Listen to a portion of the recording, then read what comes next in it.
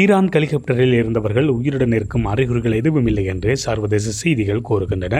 விபத்து நடந்த இடத்தில் ஹெலிகாப்டரில் இருந்தவர்கள் உயிருடன் இருப்பதற்கான எந்த அறிகுறியும் இல்லை என்று செஞ்சிலுவை சங்கம் கூறியதை அடுத்து ஈரான் ஜனாதிபதி ரைசி மற்றும் அவருடன் வந்த அதிகாரிகள் இறந்துவிட்டதாக அஞ்சப்படுகின்றது.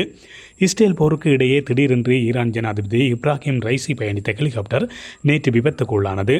விபத்து நடந்ததாக கூறப்படும் இடத்தினை ட்ரோன் ஒன்று உறுதிப்படுத்திய நிலையில் அந்த பகுதியில் செய்யப்பட்ட சோதனைகள் பலப்படுத்தப்பட்டன.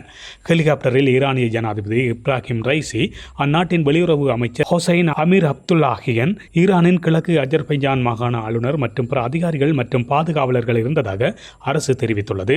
இவர்கள் அனைவரும் விபத்தில் பலியாகி இருக்கலாம் என்றும் உயிர் பிழைக்க வாய்ப்புகள் இல்லை என்றும் செஞ்சிலுவை சங்கம் தெரிவித்துள்ளது.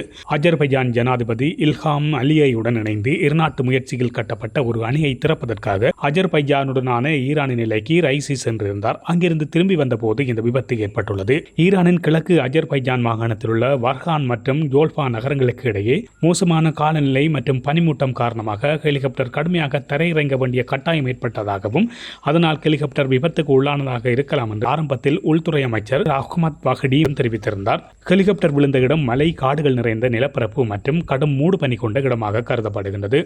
இந்த மோசமான காலநிலை தேடுதல் மற்றும் மீட்பு நடவடிக்கைகளுக்கு இடையூறாக இருந்ததாக ஈரானிய அதிகாரிகள் தெரிவித்துள்ளார்கள்.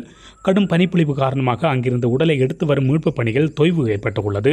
மோசமான வானிலை மற்றும் கடும் பனிப்பொழிவு காரணமாக மீட்பு பணிகள் தொய்வு ஏற்பட்டுள்ளது.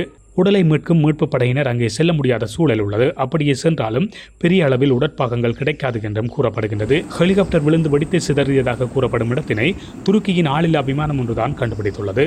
கடந்த 1960 ஆண்டு 14ஆம் தேதி அங்குள்ள மசாத்தின் நோகன் மாவட்டத்தில் ஒரு இஸ்லாமிய போதகர் குடும்பத்தில் பிறந்தவர்தான் இந்த ரைசி. பாடசாலை படிப்பை முடித்த இவர் தொடர்ந்து சட்டப்படிப்பை முடித்தார்.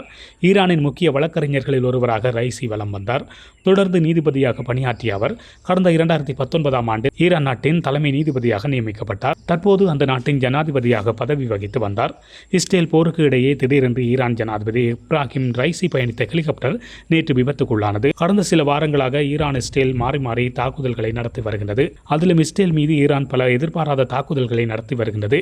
இந்த நிலையில் தான் இந்த விபத்து நடந்துள்ளமை குறிப்பிடத்தக்கதாகும். இதுபோன்ற செய்திகளை உடனுக்குடன் தெரிந்து கொள்ள மீரா தமிழ் சேனலை சப்ஸ்கிரைப் செய்து இணைந்தீர்கள்.